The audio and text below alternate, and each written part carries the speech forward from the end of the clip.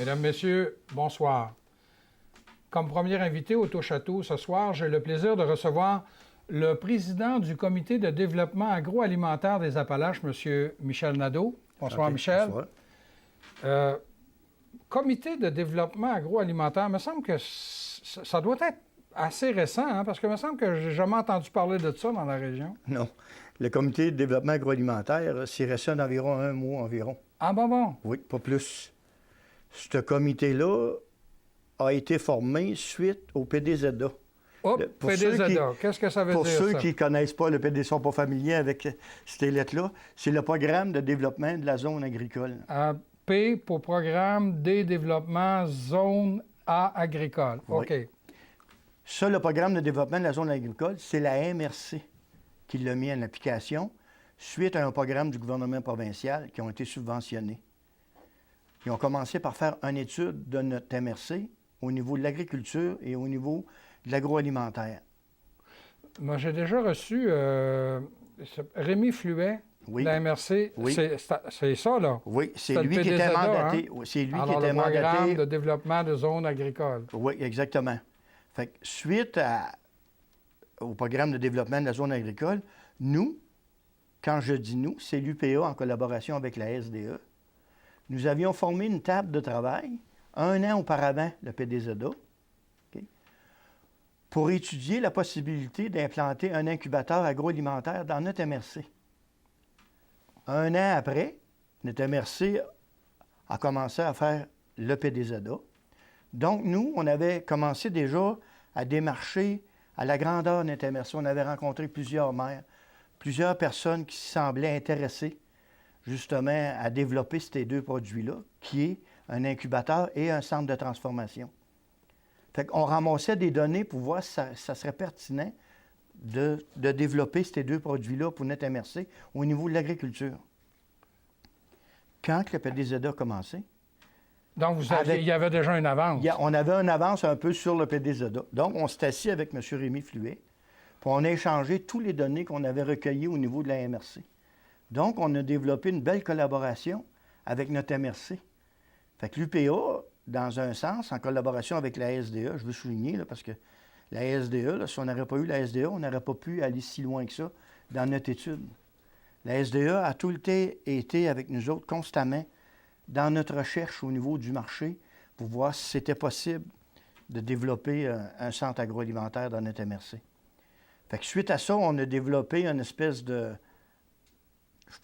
une belle relation, la MRC et l'UPA, et cette table de travail-là. Cette table de travail-là, au départ, avait été constituée des représentants au niveau de la transformation, de différents agriculteurs dans différents domaines sur cette table-là.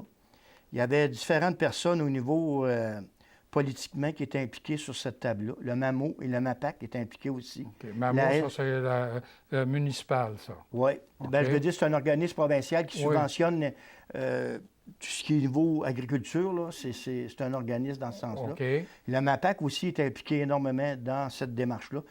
Mais on travaillait au niveau d'une table de travail. C'était pas le comité de développement agroalimentaire. Mais on voyait que cette table de travail-là était tellement efficace au niveau de la recherche des données. Là. On avait tous les intervenants assis à cette même table-là. Là. On avait des intervenants autant politiques que financiers assis à cette table-là. Puis au niveau des agriculteurs, on avait des agriculteurs et des transformateurs. Fait qu'on avait une expertise énorme au niveau de cette table-là.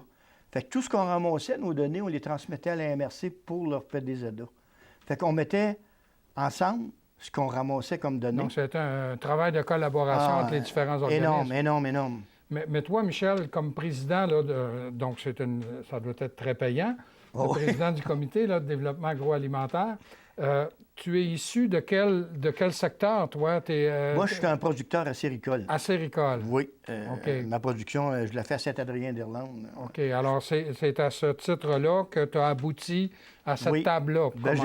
J'ai abouti là parce que je fais partie du conseil d'administration de l'UPA au niveau local, au niveau de notre MRC. Oui. Puis, dans notre UPA, on cherchait justement voir si on pouvait pas trouver des moyens pour favoriser des nouvelles formes d'agriculture et aussi la transformation. C'est pour ça qu'on s'est associé avec la SDA. C'est de même qu'on a commencé à développer là, ces deux le centre de Ces transport. deux projets, là? Ces deux projets-là. C'est OK. comme ça qu'on a commencé à développer en collaboration avec la SDA. Puis la MRC est arrivée avec le PDZA en même un an après. Donc, Fait que tout arrivait a bien. coïncidé. Là. Ouais, Là. ouais. Les étoiles sont bien alignées. Là. Ouais. Ça a tout bien coïncidé.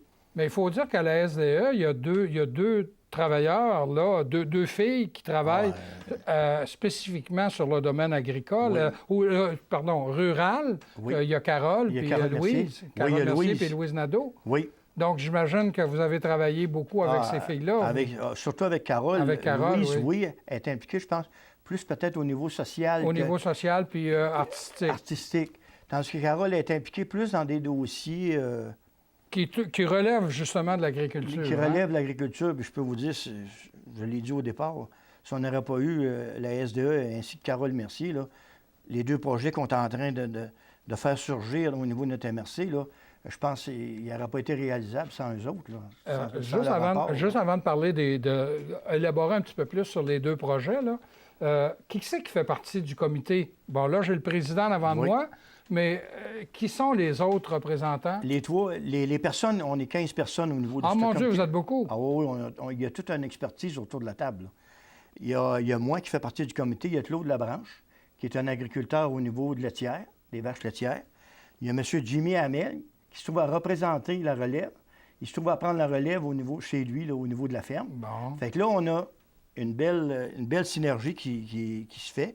Il y a M. Paul Vachon, qui est vice-président au comité de développement. Puis qui est préfet de la MRC. Qui est préfet de la MRC. Okay. Maire de Kennersmill. Maire de Kenner. Il y a M. Pascal Binette, qui est maire d'Adstock. Il y a M. Camille David. Maire de Saint-Jacques-de-Lys. Saint-Jacques-de-Lys, qui est secrétaire. Mais si vous remarquez, c'est toutes des petites municipalités. C'est tout rural. C'est tout agricole. Rural, oui, c'est tout le temps au niveau rural. Fait qu'il a toute une expertise. Oui. Parce que chacun de ces personnes-là possède une expertise. Il y a Christine Demers, du Cégep de Tetford, qui s'implique énormément. Si on a besoin des cours ou des choses de même, ils nous ont offert bien des choses là, plus tard, probablement, qui vont être dévoilées. Là, mais on est en train de travailler avec le Cégep de Tetford. Oui, le Cégep a beaucoup d'ouverture sur la région. Beaucoup.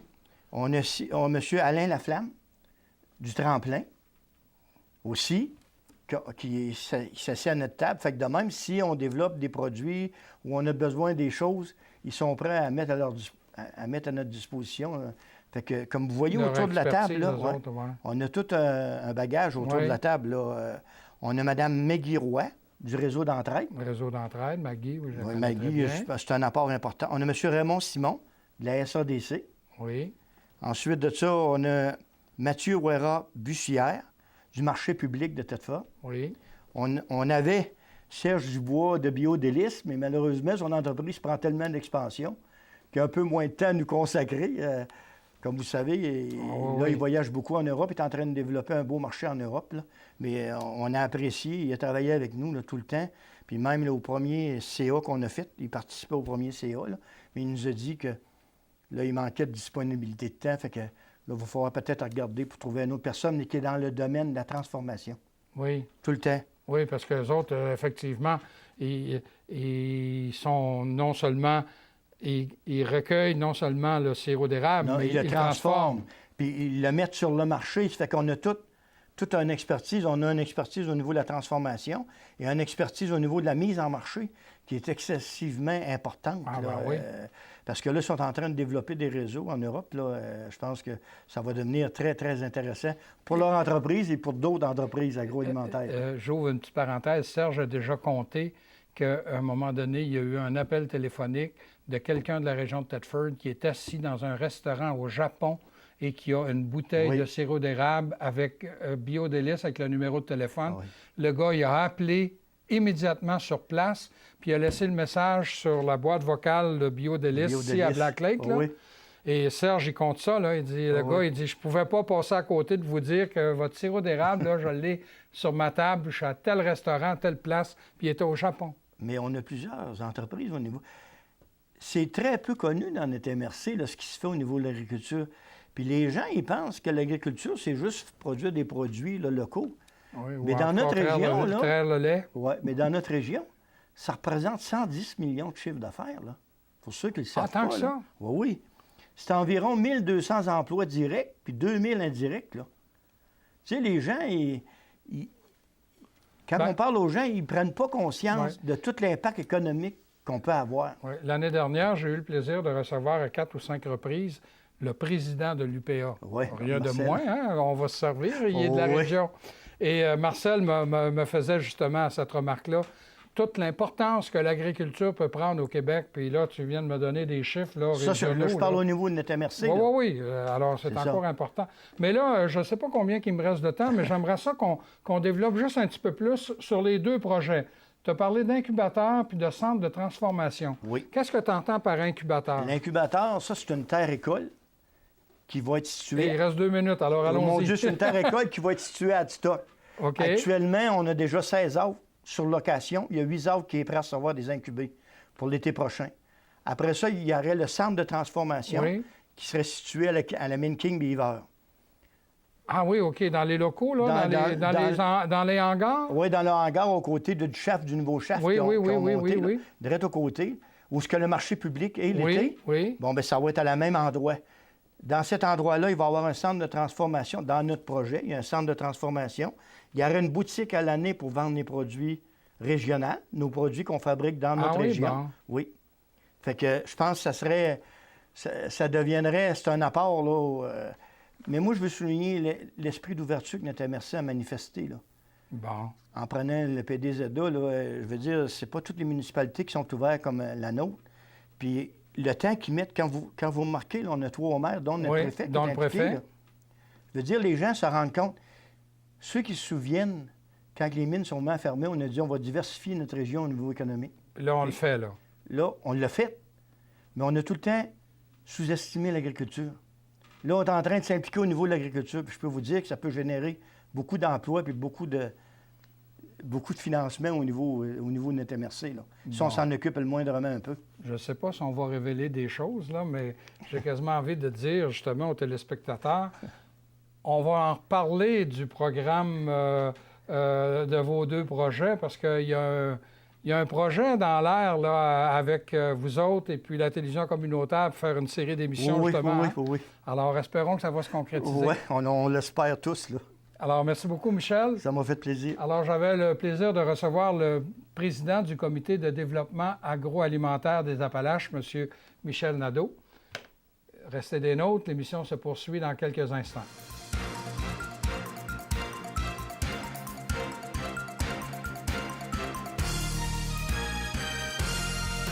Comme deuxième invité, j'ai le plaisir de recevoir le coordonnateur au développement des affaires. Là, il faut que je le lise, pas me tromper. Espace Entrepreneuriat Région de Thetford, ce qu'on appelle communément E2RT. C'est bien ça? C'est bien ça. Brian Ginac, bonsoir. Bonsoir. Qu'est-ce que c'est, ça, un espace entrepreneuriat de la région de Thetford? C'est quoi cette bébite-là? E2RT, c'est un projet d'une communauté qui est né pour mieux accompagner les entrepreneurs. On va parler souvent que les gens, v'là 25 ans, c'était une façon d'accompagner l'entrepreneur, mais aujourd'hui, les choses ont changé beaucoup. C'est une maison, un carrefour, c'est un lieu pour des gens là, qui ont un projet d'entreprise, mais qui ont besoin d'outils, qui ont besoin d'accompagnement. C'est ça, Espace Entrepreneuriat. C'est un lieu là, où on apprend, où on reçoit des services, puis on met tout en branle pour réaliser son projet d'affaires, son rêve. C'est pas un incubateur industriel comme on parlait communément, là, où il y avait peut-être 3-4 entreprises qui s'installaient dans un grand local et puis qui avaient des services en commun au niveau du secrétariat. Ça n'a rien à voir avec ça. On a une partie qui ressemble un peu à ça. Oui, bon. On doit comprendre qu'on a un service d'accueil puis de réception. C'est-à-dire que les entreprises qui sont installées chez nous, ils ont une personne à l'accueil qui va recevoir les clients, qui va les diriger au sein de l'incubateur. Mais contrairement aux anciens motels industriels où on partageait ce type de service-là, les gens, oui, il y a des petits services comme ça, mais la grosse différence, c'est que nous, les gens ne sont pas là pour de longue durée. Okay. L'incubateur, c'est donner un petit coup de pouce pendant une période, puis éventuellement, les gens volent leur propre aile. OK. Le E2RT, pour situer les gens, à quelle place qui est situé, là? C'est très facile, là, c'est la rue Notre-Dame au centre-ville. Ah oui, ça se trouve être l'ancienne caisse du centre-ville, les anciens locaux aussi du centre financier aux entreprises. Oui, c'est ça, oui, c'est vrai. Un coup que la caisse Saint-Alphonse a été fermée, Desjardins avait transféré son centre de CFE, je pense. Oui, Centre de financement aux entreprises. Financement aux entreprises, c'est ça. Donc, c'est M. Jacques qui est le responsable oui. de ça. Là. Donc, on a repris, en fait, cet édifice-là, que maintenant, il y a des bureaux, il y a des salles de conférences, des salles de formation. On en a fait un centre d'affaires un peu. Donc... Et ça s'appelle E2RT pour dire Espace Entrepreneuriat. Donc, c'est les deux E, Oui. E2RT. Tout le monde parle du E2RT. Oui, de temps en temps, j'attends aussi R2D2. C'est qu'on sait qu'on a un nom qui est assez unique. C'est que... R2D2, oui, Brian, t'es chez R2D2. Dans cette... Ben, je n'appellerai pas ça incubateur. Dans cet espace-là, vous offrez des services à qui? On offre des services aux gens qui sont intéressés de se lancer en affaires. Oui, mais quand je dis à qui, là, est-ce que c'est des... quand on parle de partir des entreprises, j'ai tendance à penser que c'est juste des jeunes. Est-ce que je me trompe? Ou... Il y a des jeunes, mais en grande des partie... moins jeunes? Il y a des gens d'expérience, Okay. des sages personnes qui ont le goût. Peut-être que c'est soit ils veulent réorienter une carrière, sont plus heureux dans leur travail actuel, mais ils ont toujours caressé un rêve de se lancer en affaires. C'est que finalement, chez nous, là, on a des gens, oui, qui sont dans la jeune vingtaine, mais on a des gens qui sont dans la cinquantaine aussi, qui ont un rêve. C'est qu'il n'y a pas d'âge. C'est pas du 18-35. Non, non.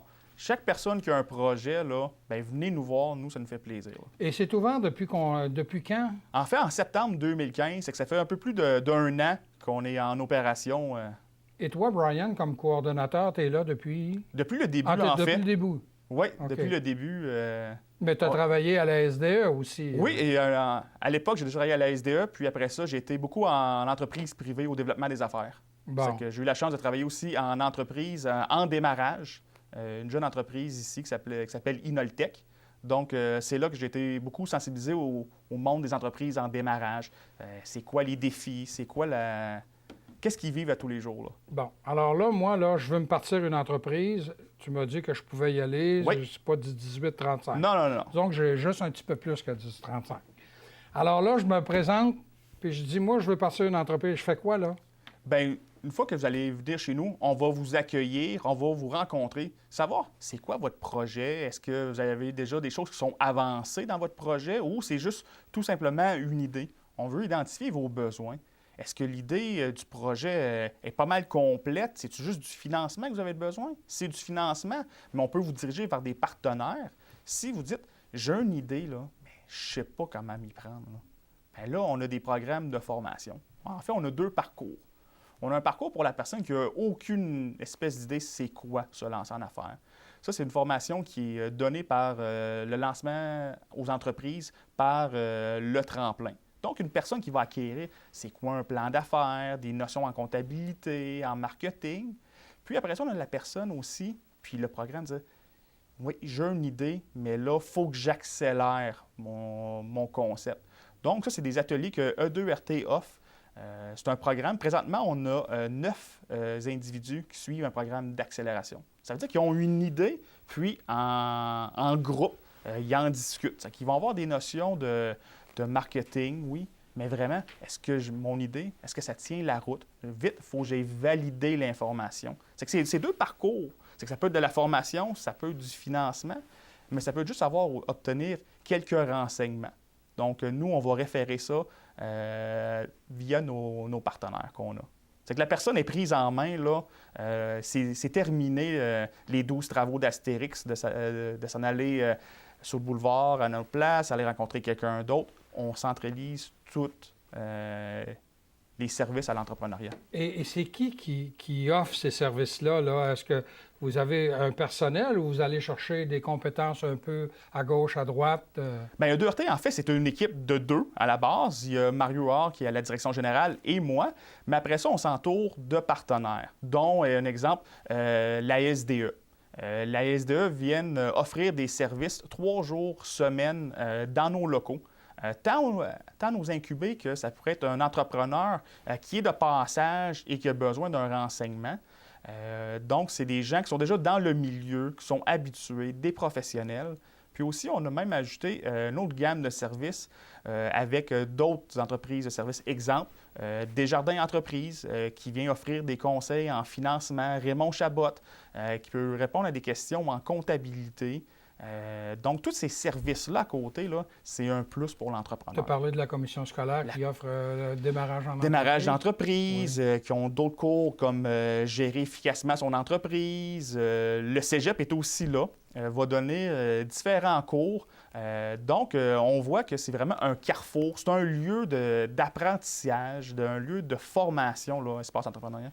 Et à quelle place que le 2RT prend son argent pour vivre?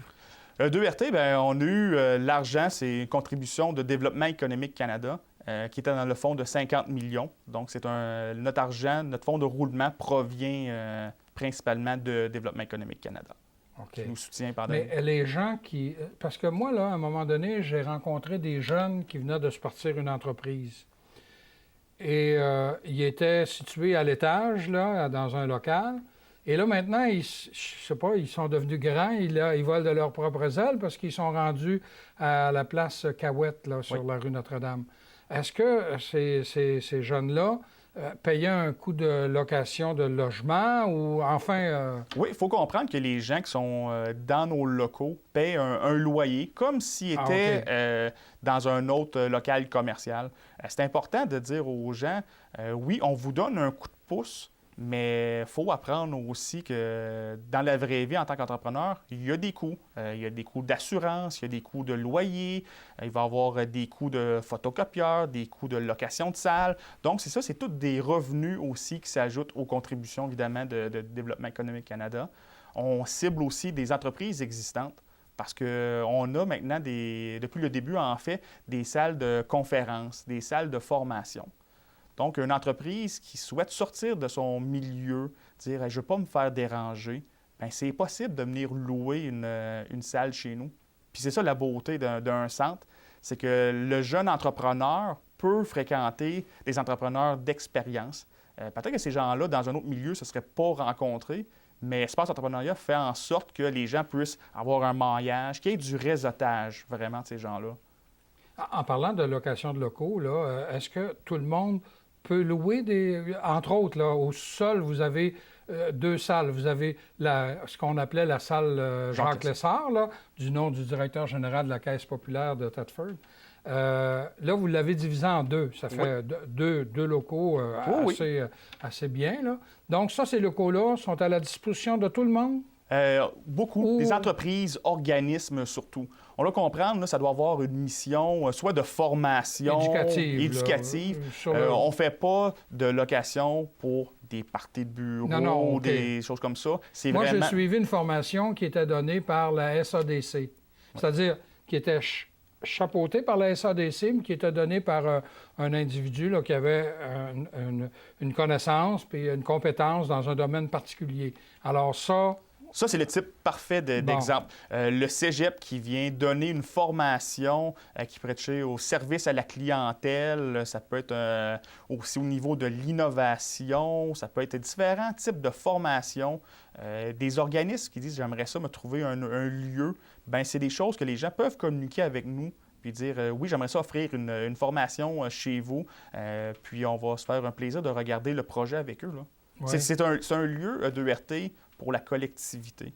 On veut que tout le monde trouve son compte, que ce soit la personne qui a un projet artistique, culturel, à la personne qui va offrir un service aux entreprises, que ce soit du manufacturier, de l'industriel. On ne fait pas de discrimination. C'est la place de notre collectivité à nous là, qui nous appartient. Là. On veut que les gens l'utilisent. Et là, ça fait un peu plus d'1 an. Ouais.